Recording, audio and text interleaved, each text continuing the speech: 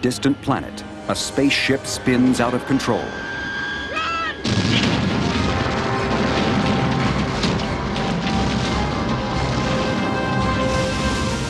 Back on planet Earth, a stormy sea batters a floating crane. Two stunning sequences made possible with special effects techniques using miniature action models.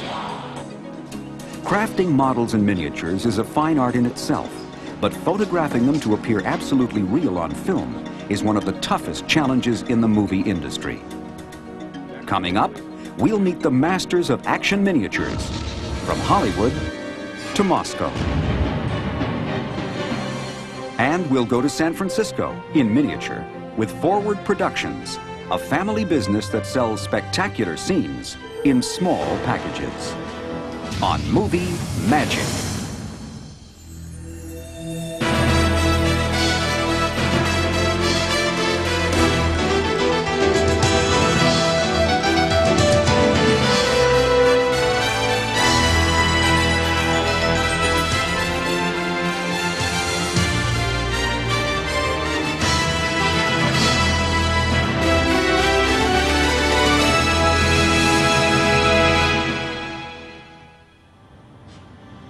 In the romantic comedy Heart and Souls, four recently departed spirits find themselves suspended between this world and the next. To make this supernatural story believable, director Ron Underwood needs seamless special effects. And to get his movie off to a magical start, he's entrusted the opening shot to one of Hollywood's top specialty effects firms, Forward Productions, the home of two noted effects wizards, brothers Dennis and Robert Skotak. These guys working on the railing here. We want to reposition the camera. Here in their Burbank, California studio, the Skotak brothers create action sequences so finely crafted and creatively photographed that audiences would hardly guess the scenes are actually happening in miniature. The Skotak's work includes such memorable moments as the exploding atmosphere processor in Aliens, a collapsing crane in The Abyss, and the nuclear holocaust in Terminator 2. Three films for which the brothers shared Academy Awards for Best Visual Effects.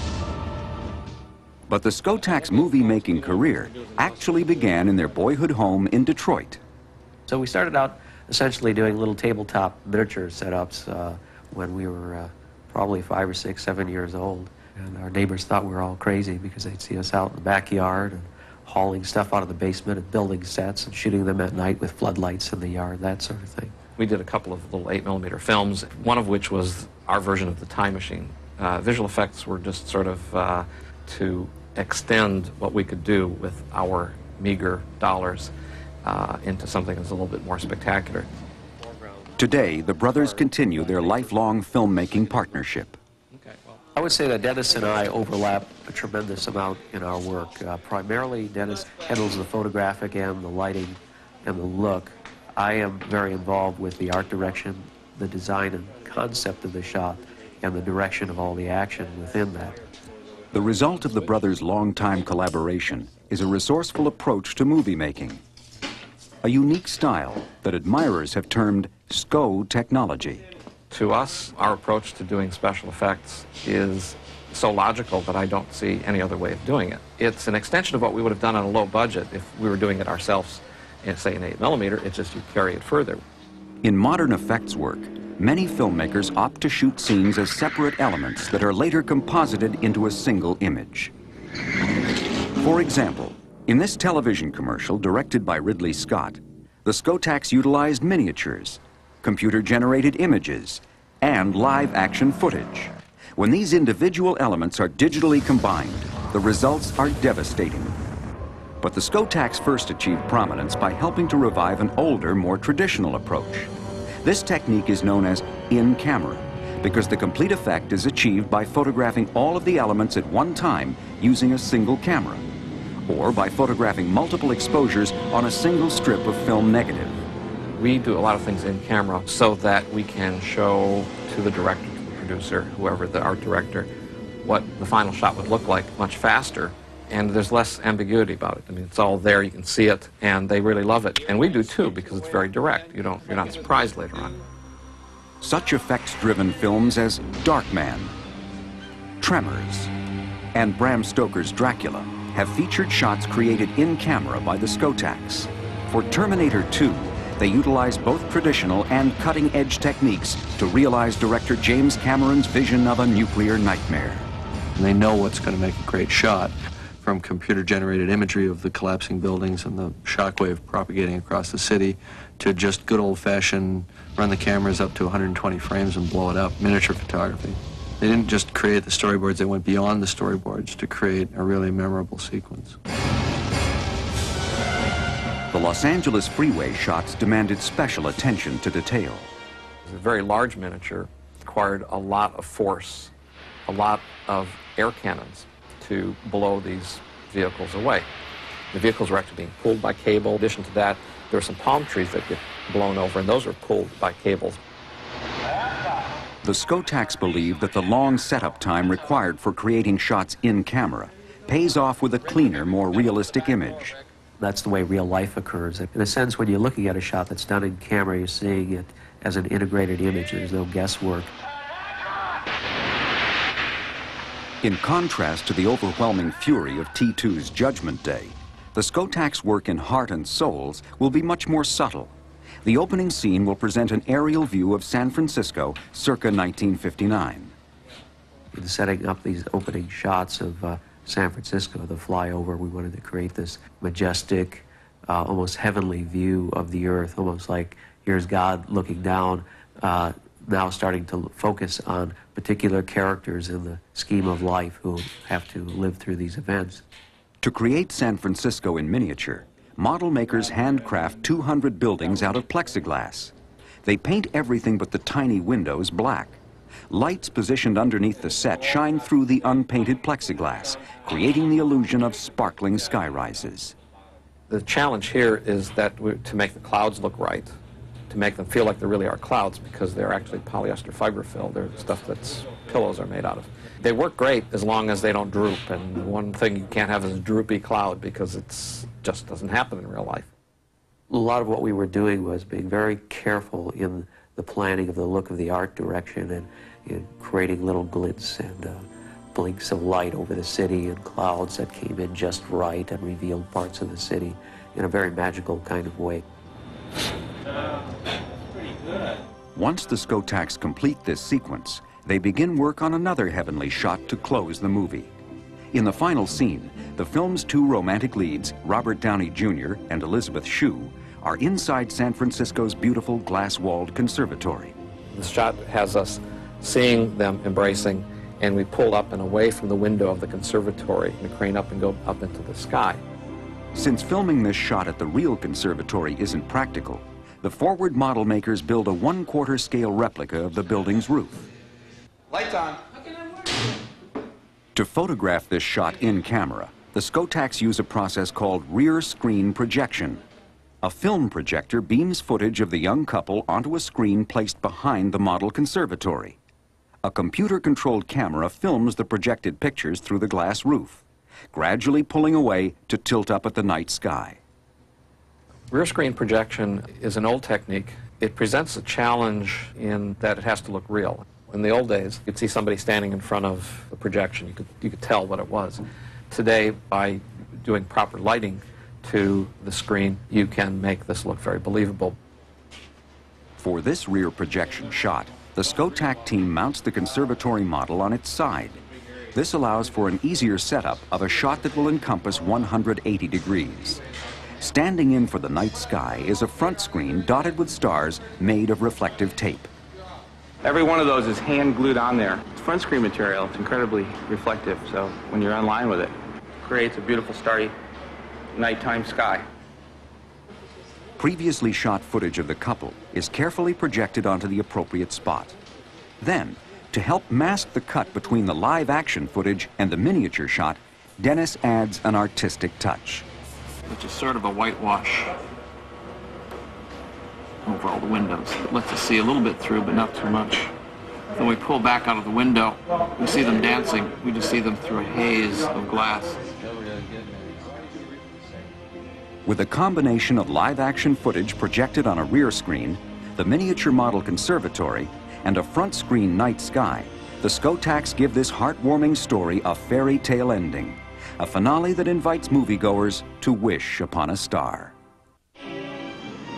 Filmmakers used special effects to explore the realms of space when visions of rocket ships were pure fantasy. But some of the most groundbreaking science fiction films were created far from the Hollywood mainstream. In the late 1950s, Russian filmmakers produced several visually exciting space travel movies. Later, recuts of these films were shown in the United States under such fanciful titles as Queen of Blood and Voyage to the Planet of Prehistoric Women. Within these movies, there were some remarkable special effects, and they were of an imaginative level and a creative level that was unique. The effect scenes for these science fiction films greatly impressed the young Skotax.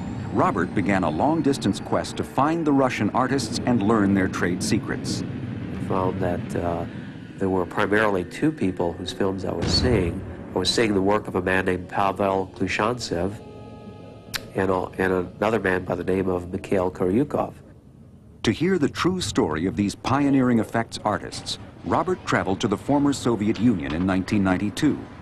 There he met the filmmakers responsible for creating the images that had fueled his imagination. Here we go. It was a very warm, very wonderful meeting, and we immediately launched into millions of questions about each other's work and how we had similarities and vast differences. The most difficult thing turned out to be showing zero gravity because the suspension ropes interfered with the movement of the suspended person. One way we did it wasn't even to use thin wires to suspend the actor, but to use thick steel cables. We shot him from a lower angle. In other words, the cables were hidden by the actor's body. I found it interesting that some of the techniques that were used in 2001, supposedly for the first time, had actually been employed by Pavel Klushantsev in the early 50s. Sadly, the achievements of Pavel and Mikhail have been largely ignored, even in their own country. Touched by the Americans' appreciation, the Russians gave the Skotax these priceless production photos, records of a nearly forgotten film era. They were overwhelmed with the fact that their films had been shown in the West, that anybody even knew who they were. And I said, my God, a number of people know your work and are very impressed by it. You should know that your work will live on.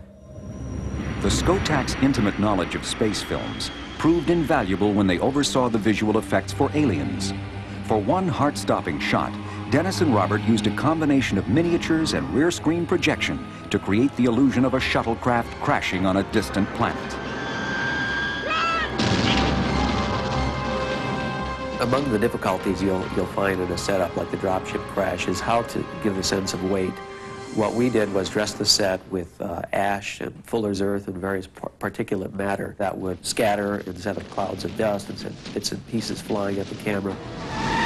Many of the film's action scenes were created in camera, including some using this radio-controlled armored personnel carrier.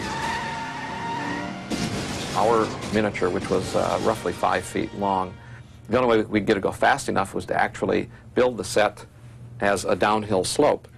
So the cameraman was ahead of it as it was going down the hill, and it was coming at him, and he was rolling backwards with gravity on a dolly, and the thing was coming right at him. We're frustrated in that ultimately these images are not three-dimensional. We try to break through that barrier and give the sense that the stuff is coming off the screen. Eye-popping photography captured another memorable Skotax model, the Bat ski boat in Batman Returns. We had to build a tunnel 120 feet long in miniature, quarter-scale tunnel on our stage, seal it, make it waterproof, and detail that entire length and create fog effects down the entire length that were consistent and didn't obscure the shot, while the Batboat was pulled through the shot by an air motor at about 35-40 miles an hour. Now, an object that is 5 or 6 feet long, that's going 35 miles an hour, that has to come within an inch of the lens, actually gets fairly dangerous. Our cameraman, he was wearing a motorcycle helmet, and he wound up just getting out of the way just in the nick of time as the Batboat would be coming by.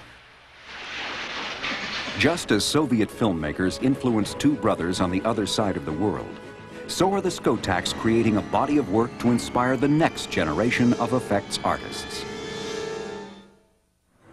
Effects artists carefully plan each shot using drawings called storyboards. As these storyboards illustrate, Heart and Souls begins with a dramatic bus crash. The filmmakers will use full-size buses for the before and after shots. But rather than stage an actual accident, director Ron Underwood is counting on SCO technology to create the image of a bus crashing through a guard railing. To begin, the Skotaks first make a video animatic, a rough test using cardboard cutouts for the models. What we have to do is get this bus to follow the path that the original bus did, the full-size bus does, come up to this rail, brake it properly, and then fly through the air and land in the right spot, braking the wires in the right place, doing all the business that happened for real. Several technicians assist the Skotaks in setting up the miniature San Francisco street and bridge. There's headlights, inside lights. Sandy Stewart wires the model bus with tiny lights to match the full-size vehicle, while Taylor Black assembles the pieces of rigid foam railing that will break apart when the bus crashes through. Right, I just want to know where the gap is underneath this pole. Okay, to your left. Tom Seymour helps Dennis Skotak light the set. Okay, now this area, we're going to have to make darker.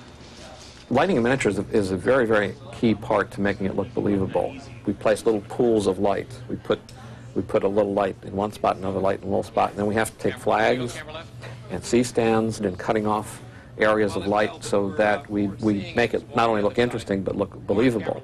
So if you move it to the left, we'll be happier. Forward's ace model builder Jim Toller oversees the installation of the 1/8 scale bus.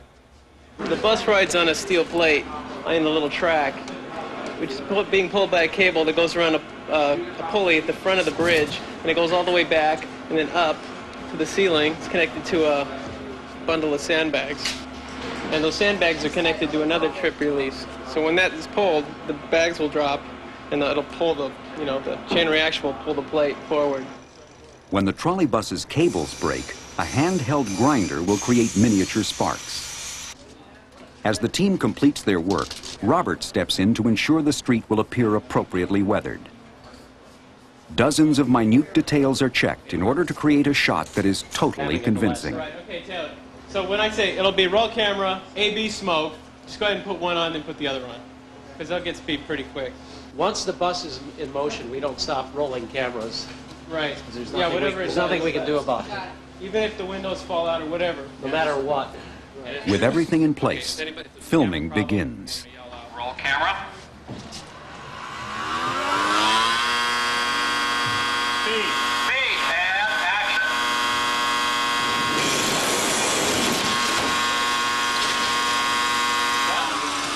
The first take immediately reveals an unanticipated problem. The shadow of the bus on the wall is showing how it hit and how it bounced. Lights can be reset to eliminate the shadow, but the bus's bouncing action will have to be concealed. A check of the models reveals some rebuilding time is necessary before a second take. But if we don't have to do an elaborate sky, then it's not a problem. The hours grow late. The Skotaks will spend the night re-envisioning the shot. The next day, the Forward team is back in action with some inventive ways to improve the bus crash.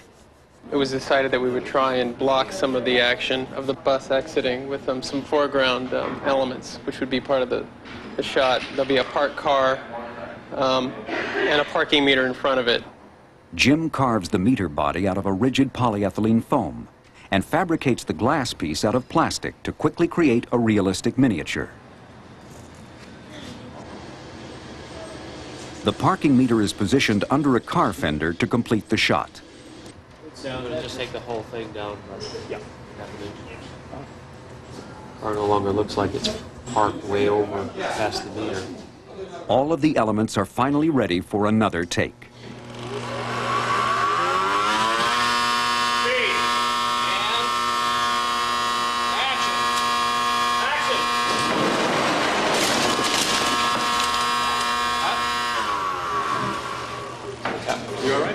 This time, the shot is perfect.